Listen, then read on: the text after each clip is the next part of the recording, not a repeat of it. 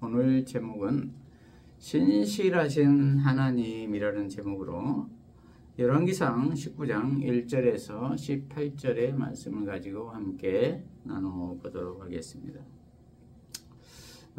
신앙생활을 하면서 가장 힘든 시기는 내 할 일을 최선을 다해서 열심히 한 것 같은데 좋은 결과가 있는 것이 아니라 오히려 나쁜 결과로 되돌아올 때 우리는 실망하며 힘을 잃고 방황을 하게 됩니다.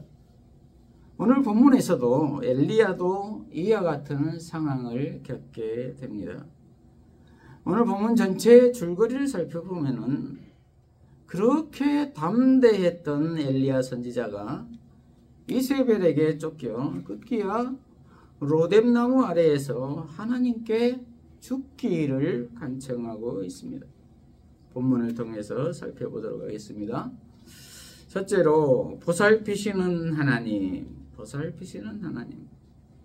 1절부터 보면은 아합이 엘리야가 행한 모든 일과 그가 어떻게 모든 선지자를 칼로 죽였는지를 이세벨에게 말하니 이세벨이 사신을 엘리야에게 보내어 이르되 내가 내일 이맘때에는 반드시 네 생명을 저 사람들 중 한 사람의 생명과 같게 하리라. 그렇게 하지 아니하면 신들이 내게 벌리에 벌을 내림이 마땅하니라 한지라. 이렇게 기록하고 있습니다. 여기 1절에서 엘리야가 행한 모든 일은 전단락 18장에 보면 자세히 나와 있습니다. 바알 선지자 450명과 엘리야의 대결 장면입니다. 무슨 대결이냐면 누가 참 신이냐라는 대결입니다.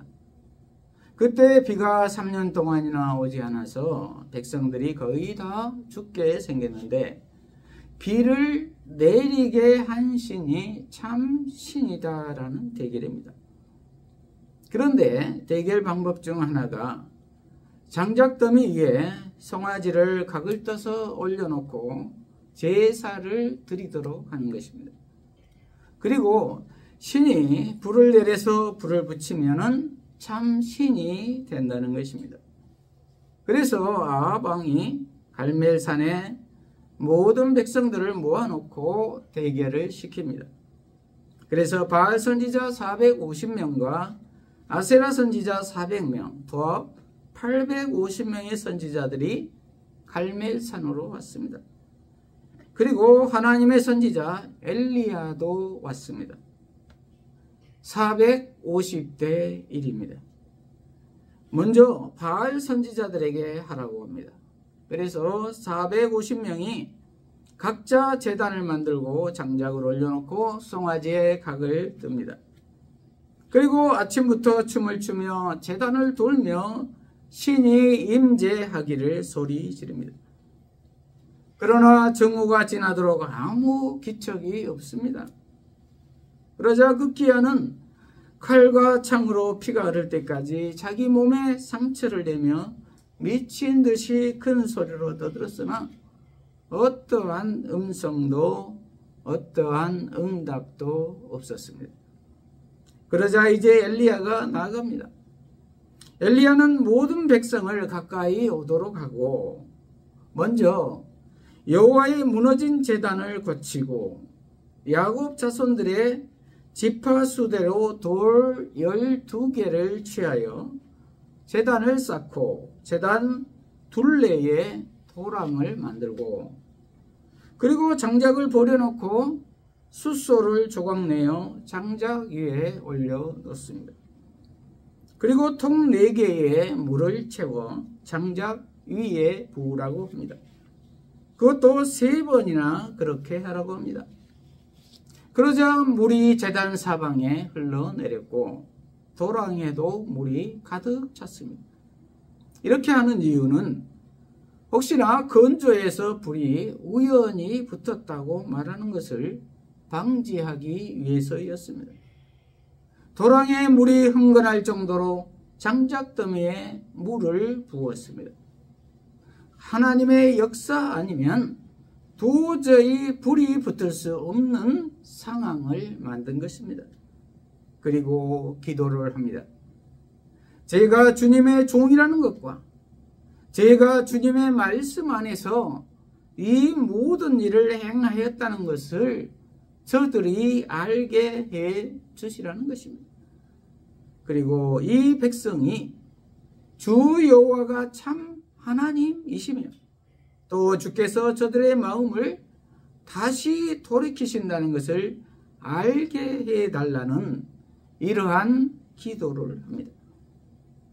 그러자 여호와의 불이 내려서 번제물과 장작과 돌들과 흙을 태워버리고 도랑에 있는 물도 남김없이 핥아버렸습니다.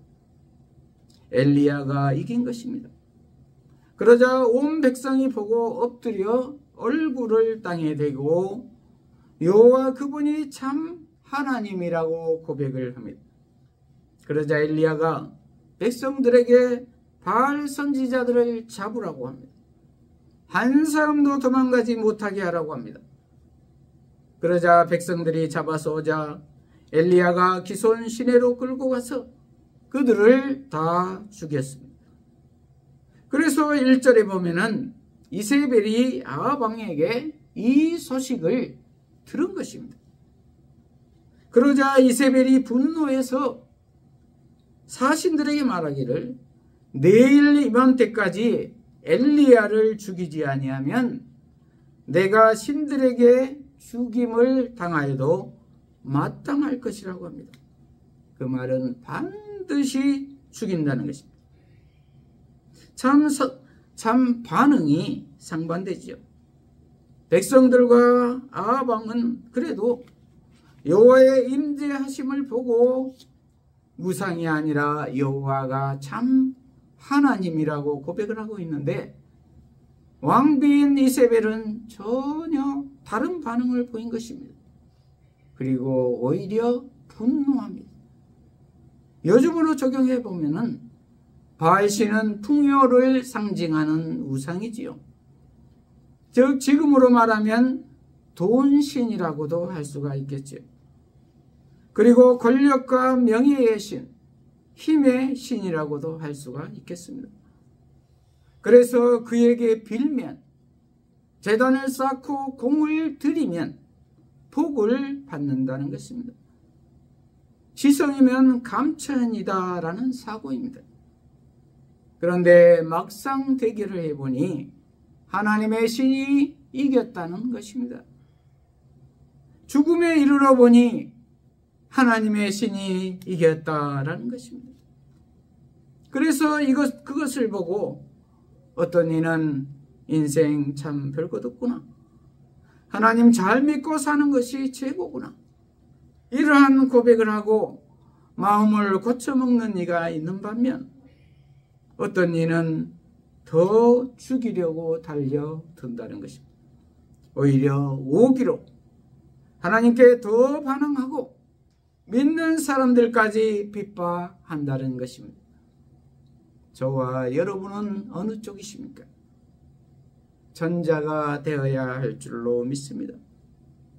그러나 이렇게 담대했던 엘리야가 이제 3절부터 보면은 그가 이 형편을 보고 일어나 자기의 생명을 위해 도망하여 유다에 속한 브엘세바에 이르러 자기의 사환을 그곳에 머물게 하고 자기 자신은 광야로 들어가 하룻기쯤 가서 한 로뎀 나무 아래에 앉아서 자기가 죽기를 원하여 이르되 여호와여 넉넉하오니 지금 내 생명을 거두시옵소서. 나는 내 조상들보다 낫지 못하니이다. 이렇게 기록하고 있습니다. 자신을 자책하며 좌절하며 시대를 원망하며 죽기를 원하고 있습니다. 이 말은 최선을 다하여 하나님께 순종하여 우상과의 싸움까지 이겼으면 좀 상황이 달라져서 이제는 편안하게 살아야 되지 않겠느냐는 것입니다. 그런데 이게 무엇입니까? 이런 말이죠. 그래서 저는 이제 할 만큼 최선을 다했고 하나님도 하실 만큼 다 하셨지 않습니까? 그러니 이제 저는 더 이상 여한이 없습니다. 저를 데려가 주세요. 잡혀서 고통스럽게 죽기보다는 하나님이 편안하게 지금 데려가 주시라는 것입니다. 아주 방전된 것입니다. 저와 여러분도 이러한 경우가 있지 않나요? 최선을 다했는데, 순종했는데 오히려 더 좋지 않은 상황이 된 경우 말입니다. 선을 베풀었는데 악으로 돌아오는 경우 말입니다. 이렇듯 우리가 인생을 살다 보면 나의 뜻대로 되지 않는 적이 더 많을 것입니다. 그래서 그렇게 담대했던 엘리야도 무너져 내려 로뎀나무 아래에서 죽기를 강구하고 있는 것입니다. 인간의 연약함입니다. 그러자 이제 하나님이 천사를 시켜서 찾아오십니다. 5절부터 보면은 로뎀나무 아래에 누워 자더니 천사가 그를 어루만지며 그에게 이르되 일어나서 먹으라 하는지라. 본즉 머리맡에 숯불에 구운 떡과 한 병 물이 있더라. 이에 먹고 마시고 다시 누웠더니 여호와의 천사가 또다시 와서 어루만지며 이르되 일어나 먹으라. 내가 갈 길을 다 가지 못할까 하노라 하는지라. 이렇게 기록하고 있습니다. 신실하신 하나님은 지쳐서 쓰러져 있는 엘리야를 찾아오신 것입니다. 그리고 육신의 양식으로 채워주십니다. 이렇게 세심하게 돌보아 주신 하나님이십니다. 그리고 구체적으로 숯불에 떡을 구워서 가져오시고 물도 한 병 가져다 주십니다. 엘리야가 구하지 않았지만 필요할 것을 아시고 가지고 오신 것입니다. 까마귀를 통해서 먹여주시고 사르밧 과부의 집에서 먹여주시고 로뎀나무 아래에서 천사를 통해서 먹여주시는 하나님이십니다. 저와 여러분에도 이렇게 하나님이 아시고 먹여주시고 찾아오신 적이 있으십니까? 있어도 모른다면 참으로 안타까운 일입니다. 왜냐하면 우리는 하나님이 공급하시는 것을 알고 먹어야 힘을 얻기 때문입니다. 그러므로 일용할 양식을 주신 하나님을 우리는 알아보는 눈을 가져야 할 줄로 믿습니다. 저와 여러분이 지금 죽지 않고 살고 있는 것이 은혜입니다. 감사해야 될 줄로 믿습니다. 이렇게 보살피는 하나님을 알고 믿는 우리 모두는 다 엘리야처럼 사명자인 것입니다. 그리고 그 사명자는 하나님이 끝까지 돌보신다는 것입니다. 둘째로 사명을 주시는 하나님. 전떨락 7절에서 여운을 남기고 있는데 일어나 먹으라. 내가 갈 길을 다 가지 못할까 하노라 하는지라. 이렇게 기록하고 있습니다. 엘리야가 갈 길이 아직 남아 있다는 것입니다. 그 말은 해야 할 사명이 있다는 것입니다. 8절부터 보면은 이에 일어나 먹고 마시고 그 음식물의 힘을 의지하여 40주야를 가서 하나님의 산 호렙에 이르니라. 이렇게 기록하고 있습니다. 순종한 것이지요. 40일을 밤낮을 가서 하나님의 산 호렙에 이르렀다는 것입니다. 40밤낮의 거리는 300km 이상의 길입니다. 그 길을 밤낮으로 걸어서 갔다는 것입니다. 쉽지 않는 길이지요. 서울까지가 여기에서 470km, 477km이니까 서울에 조금 못 미치는 거리를 걸어서 갔다는 것이지. 하나님의 부르심을 받아 음식을 먹고 힘을 얻어 힘겨운 길을 순종하여 갔다는 것입니다. 그러므로 우리도 힘들더라도 순종하며 따라가야 할 것입니다. 호렙산은 신의 산을 말합니다. 모세가 십계명을 받는 것이 생각나지요.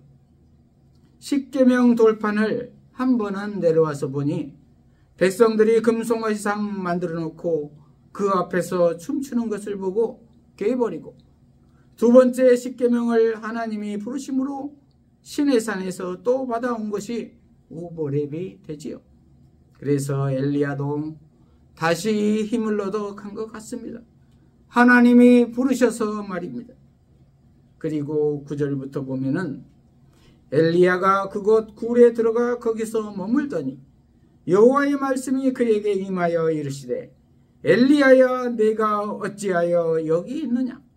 그가 대답하되 내가 만군의 하나님 여호와께 열심히 유별하오니 이는 이스라엘 자손이 주의 언약을 버리고 주의 제단을 헐며 칼로 주의 선지자들을 죽였음이오며 오직 나만 남았거늘 그들이 내 생명을 찾아 빼앗으려 하나이다.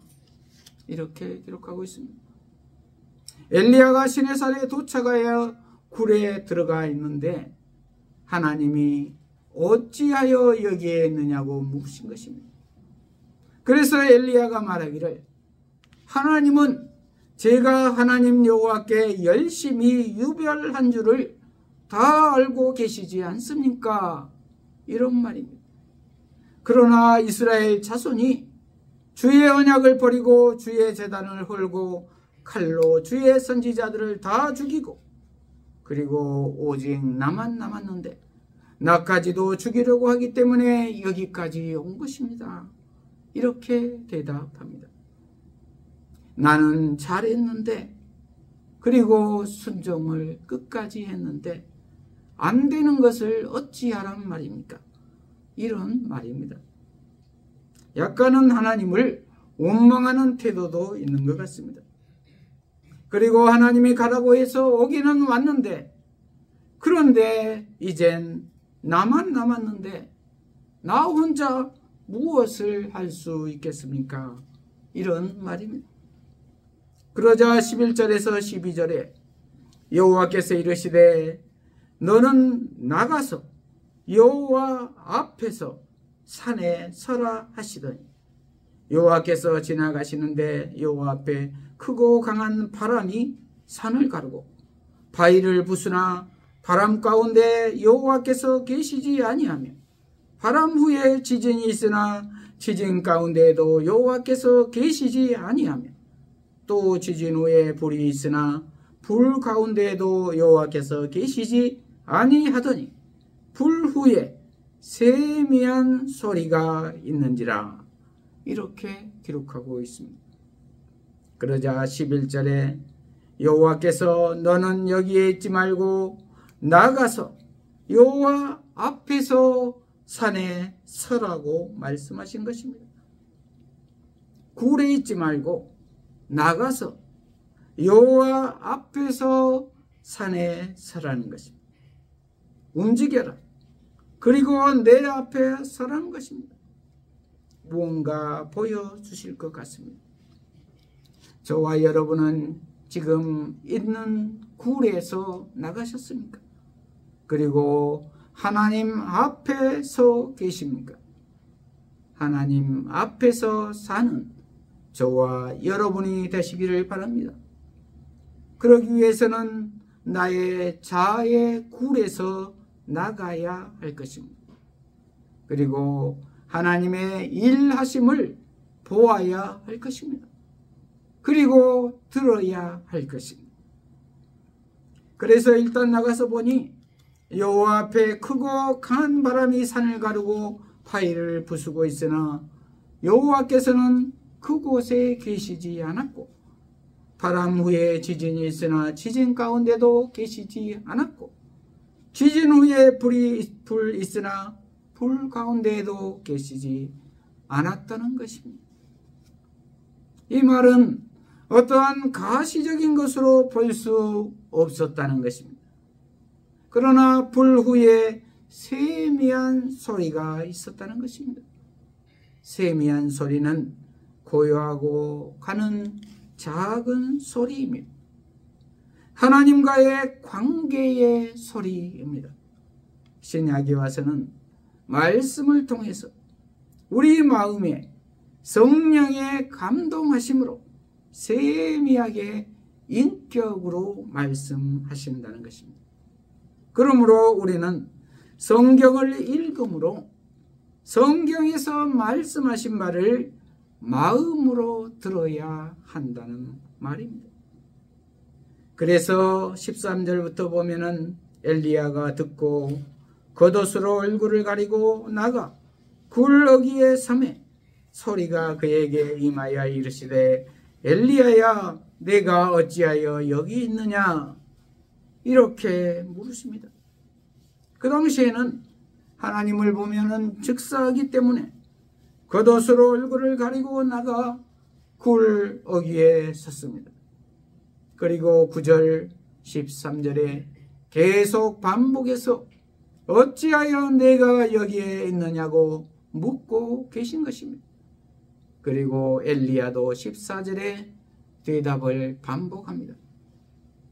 요한복음 21장에 예수님이 베드로에게 사도의 직분을 회복시키시며 새 사명을 맡기실 때 요한의 아들 시몬아 내가 나를 사랑하느냐를 3번 반복하신 것이 연상이 됩니다. 이것은 새 사명을 맡기실 때 그리고 선지자 직분을 회복하게 하실 때 하나님께서 하신 질문인 것 같습니다. 그럴 때 이렇게 세심하게 물으신 것 같습니다. 그리고 본인이 고백하게 하고 결정하게 하신 것 같습니다. 저와 여러분에게도 이렇게 세심하게 반복해서 물으신 적이 있으십니까? 그럴 때 우리는 듣는 귀를 열어야 할 것입니다. 그리고 감사함으로 순종의 고백을 해야 할 것입니다.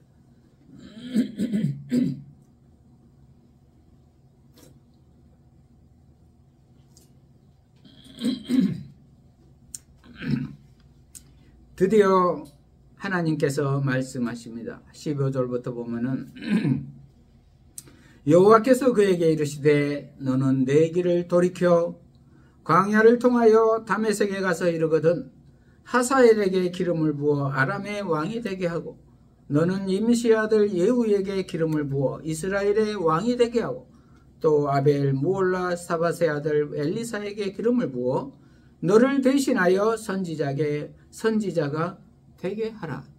이렇게 말씀하십니다.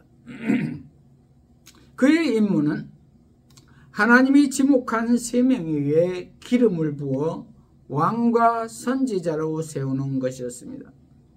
하나님은 다메섹의 하사엘을 지금의 시리아인 아람의 왕으로, nim시의 손자 예후를 이스라엘의 왕으로, 사밧의 아들 엘리사를 선지자로 임명하셨습니다. 앞으로 이들은 나라와 직분이 다르지만 하나님이 북이스라엘의 죄를 심판하는데 쓰임 받을 자들입니다. 하사엘과 예후는 북이스라엘을 심판하는 매개가 될 것이고 그들의 재난을 피하는 자들은 엘리사에 의해 심판을 받게 될 것입니다. 그러나 엘리야는 겁을 먹었을 것입니다. 지금 이세벨에게 쫓겨서 도망온 사람에게 다시 돌아가서 아람 왕을 세우고 이스라엘 왕을 세우고 선지자를 세우라고 하니 그냥 청천벽력과 같았을 것입니다. 지금 선지자들이 다 죽고 자기 혼자 남았다고 그래서 죽여달라고 하는데 이러한 사명을 맡기시니 말입니다. 그런데 하나님은 혼자 하라고 내버려 두시지 않으신다는 것입니다. 셋째로 끝까지 책임지시는 하나님. 끝까지 책임지시는 하나님. 18절에 보면은 그러나 내가 이스라엘 가운데 7,000명을 남기리니 다 바알에게 무릎을 꿇지 아니하고 다 바알에게 입맞추지 아니한 자니라. 이렇게 기록하고 있습니다. 그러나 이러한 진멸의 시대에도 하나님은 이스라엘 백성 중 바알을 섬기지 않는 신실한 자 7,000명을 남기시겠다고 약속을 하십니다. 여기에서 7,000명은 상징수입니다. 하나님이 일에 필요한 만큼 많은 수를 남겨 두었다는 것입니다. 우리 생각에는 하나님을 신실하게 섬기는 사람이 없을 것 같아도 도울 사람이 곳곳에 있다는 것입니다. 그렇습니다. 하나님은 이렇듯 우리를 홀로 내버려 두지 않습니다. 그리고 신약에 와서는 성령으로 우리와 함께 해 주시는 하나님이십니다. 그러므로 우리는 좌절하지 않고 담대하게 나아가야 할 줄로 믿습니다. 말씀을 마무리합니다. 시대가 많이 어렵습니다. 대내외적으로 총체적으로 어렵습니다. 이러한 때에 저와 여러분은 무엇을 의지하고 있으십니까? 하나님만을 의지해야 될 줄로 믿습니다. 예수님만을 의지해야 될 줄로 믿습니다. 그러기 위해서 우리 모두는 오직 말씀 안에서 기도함으로 나아가야 할 것입니다. 그래서 여호와의 세미한 음성으로 말미암아 여호와의 위로하심과 공급하심을 힘입어야 할 것입니다. 그리고 남은 자 7,000명이 함께 성령님과 함께 담대하게 믿음으로 나아가야 할 줄로 믿습니다. 이러한 우리 모두가 되시기를 축복합니다. 기도하십시다. 하나님 아버지, 오늘 신실하신 하나님이라는 제목의 말씀으로 깨닫게 하시니 감사합니다.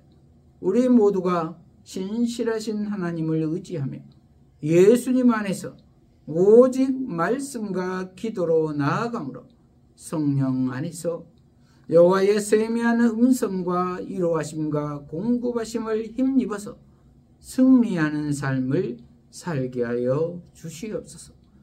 예수님 이름으로 기도합니다. 아멘.